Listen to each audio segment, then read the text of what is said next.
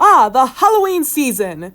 In my realm, it is celebrated by its origin Samhain, the time of the closing of the harvest and the thinning of the veil between the real world and the realm of the Fae. A festive time indeed. It is, isn't it? I look forward to our Halloween party tonight after my cousin interviews her interviewee here. Nice of you to recommend one of your unused ballrooms, Red. It's a relatively large space for both a party and an episode. That's all well and good, and I appreciate your thanks, Av. But there's another reason for our being in one place tonight. Have you updated Paranormal Romance Associate Percy, Regency Romance Associate Loquacious, and Bass on the plans? Don't worry, they're at headquarters on standby in case things go south. They'll meet us at the party once everything is in the clear. Good. After everything that has happened last Halloween, I can't afford to be relieved tonight without knowing that the interview goes smoothly, and that she is captured and stopped.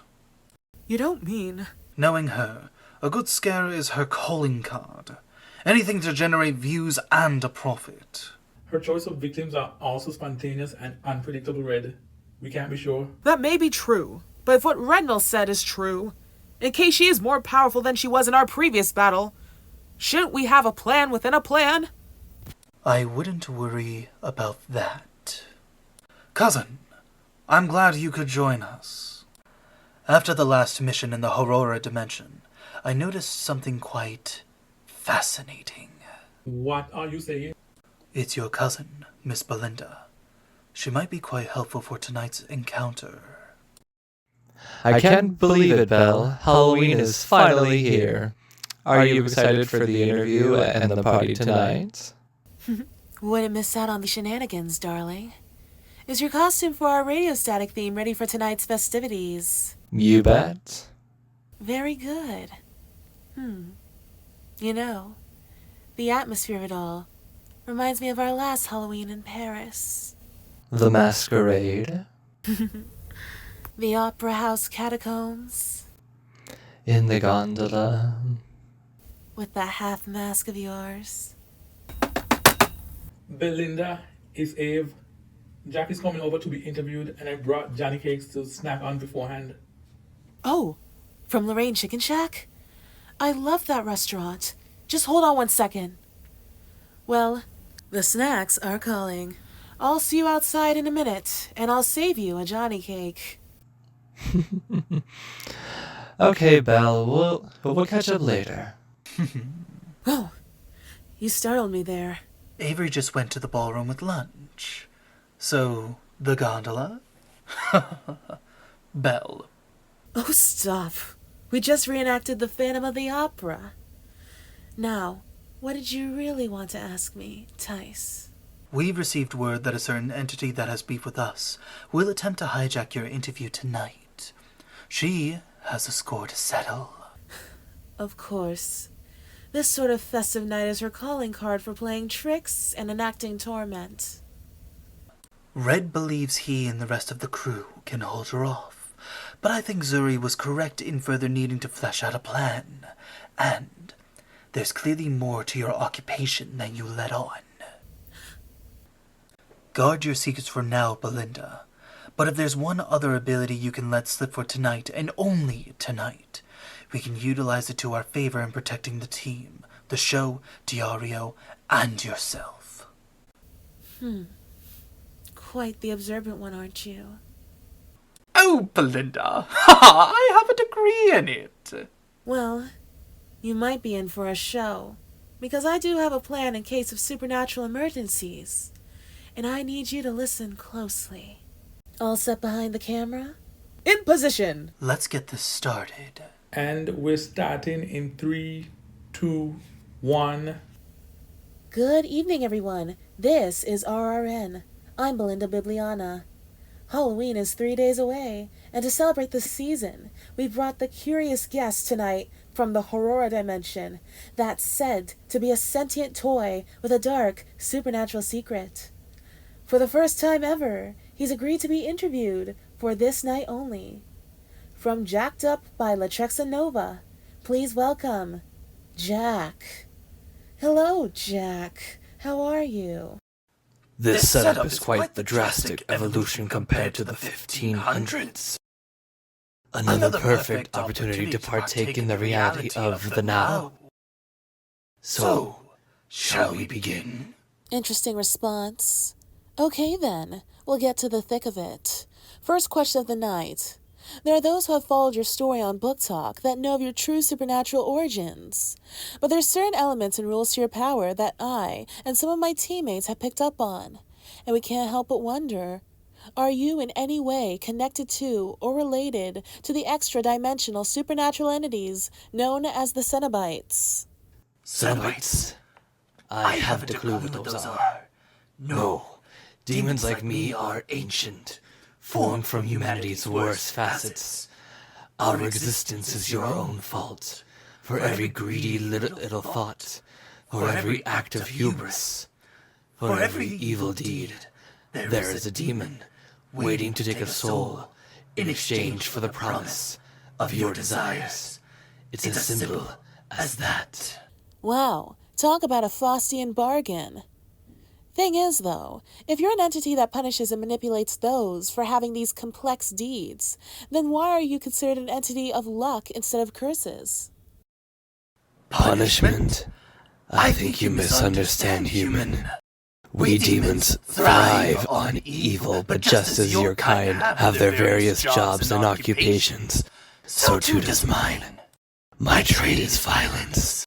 Over millennia I have made countless humans my thralls, fulfilling their pitiful desires of the material world in exchange for their servitude. I am a puppet master of violent ends. The luck I have is not mine. It was won by gambling with a witch who bet her granddaughter's luck against me. It was not by luck I won either. I have never been able to resist a good gamble, especially when I can perceive the outcome. It is how my darling murderess trapped me with her for eternity, after all. Fascinating lore to take in for such an occasion as this. Well, we are running out of time, but it was a pleasure speaking with you tonight, and thank you so much for joining us.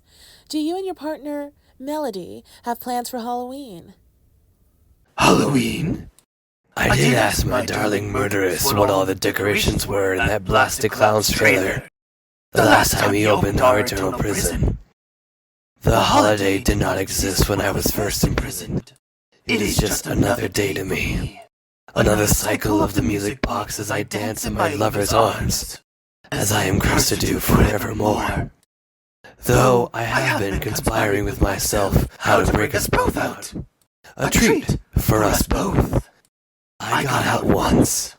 I'm certain I can do it again. Ooh, that's quite a cliffhanger you got there. Well, that's all we have for tonight, everyone. This is Belinda Bibliana. And this is your worst nightmare. Signing out. Are you sure Jack is your worst nightmare?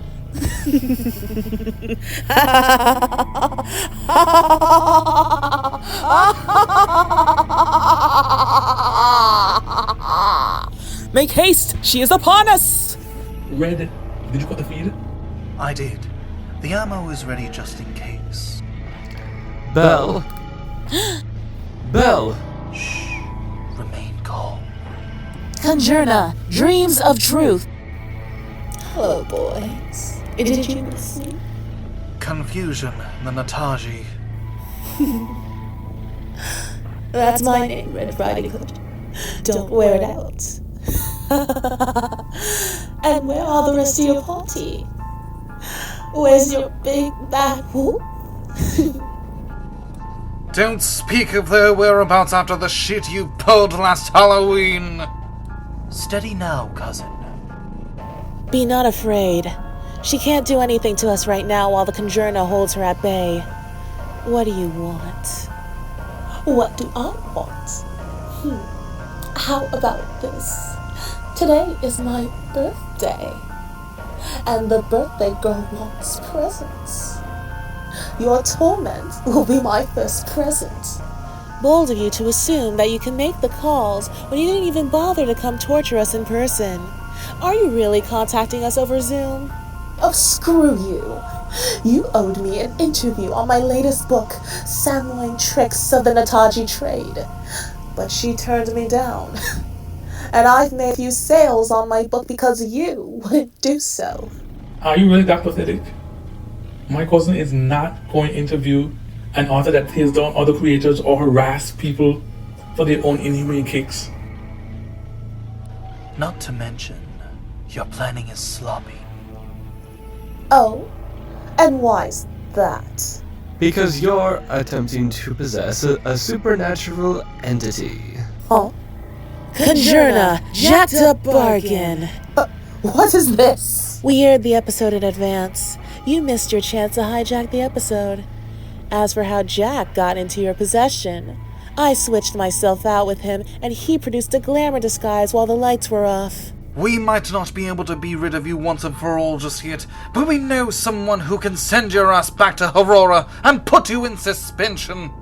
You troublesome brat! You were foolish enough to try interrupting an interview when supernatural beings of a much higher power are present.